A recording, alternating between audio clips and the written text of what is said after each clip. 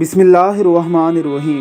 حضرت علی المرتضیٰ رضی اللہ تعالی عنہ کا ارشاد گرامی ہے کہ جب میں چاہتا ہوں کہ اللہ رب العزت سے بات کروں تو میں نماز پڑھتا ہوں، اور جب میں چاہتا ہوں کہ اللہ رب العزت کی ذات مجھ سے بات کرے تو میں قرآن کریم کی تلاوت کرتا ہوں۔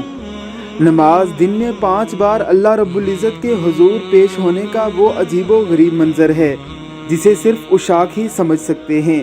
یہی وجہ ہے کہ نمازی حضرات کسی بھی حالت میں، کسی بھی صورت میں نماز قضا کرنے کو اپنی طبیعت پر جان جانے سے بھی زیادہ گراں سمجھتے ہیں۔ زیر نظر ویڈیو میں آپ ایک بکریاں چرانے والے کو دیکھ رہے ہیں۔ بکریاں چرانے والا یہ آدمی جنگل میں ہی بڑی ہی محبت اور عقیدت سے اللہ رب العزت کے حضور سجدہ ریز ہو کر ہمیں یہ پیغام دے رہا ہے کہ نماز کسی صورت بھی معاف نہیں ہے۔